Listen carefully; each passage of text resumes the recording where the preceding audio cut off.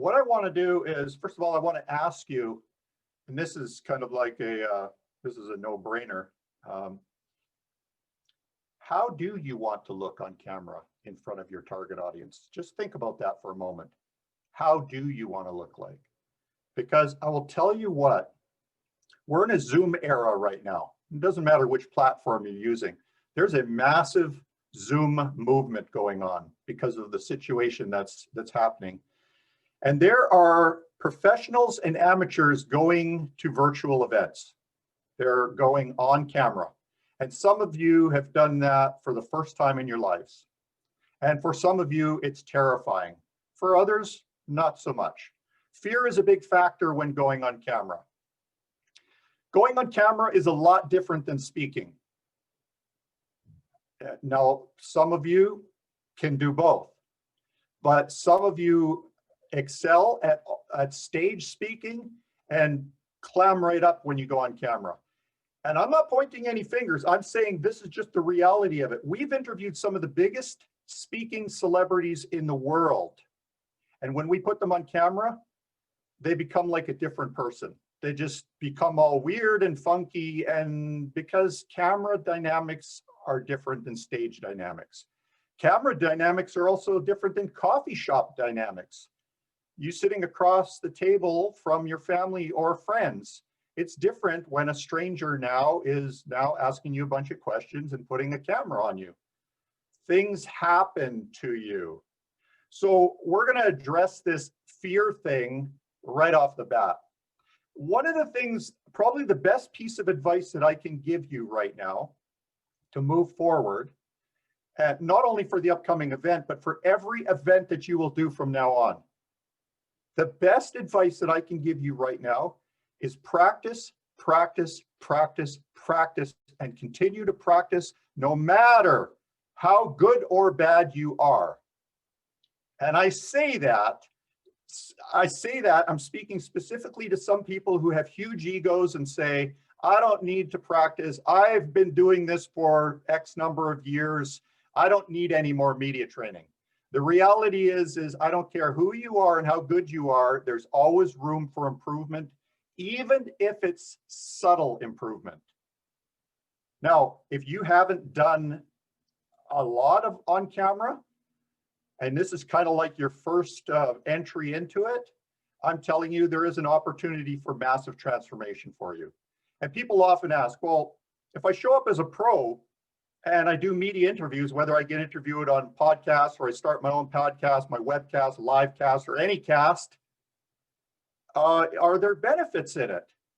I don't know. I'll ask you, do you want to make more money in your business? Do you want to get more speaking gigs? Do you want to partner with some of the biggest book publishers to get your book promoted? These are all things that can happen through media. And it happens at different levels. So I often tell people, first of all, I'll ask you, do you think it's important to connect with top influencers in your industry? Of course, right? You would like to have like a very close relationship with those people because those people can catapult you. So even being a speaker on a platform like Jason's automatically now positions you to go to a higher level. But I'm going to give you a little secret here, and I don't know if it is a secret, you may know it, but I'm going to suggest this. If you master media, if you master on-camera presence, if you focus on how to look and sound like a pro on camera, I'm going to tell you what that does. It allows you the opportunity to connect with influencers. And I'm going to show you exactly your options. There's usually two options to connect with top level influencers. One is you pay them. You all know, right?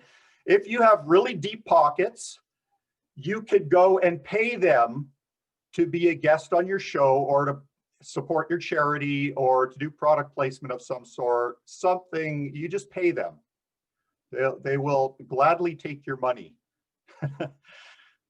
The other option, and this is probably the one I'm going to suggest you go with.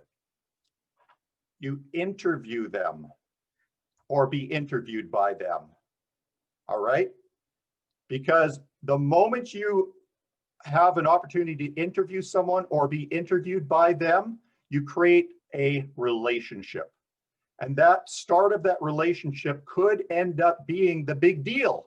It could be you getting the speaking gig. You know, just by creating an environment where you can be on someone's platform like Jason's, do you know, we call that the media launching pad. Once you have one under your belt, you can get two. The moment you have one recorded experience with a credible organization, you can get a second and a third, and we call that stacking.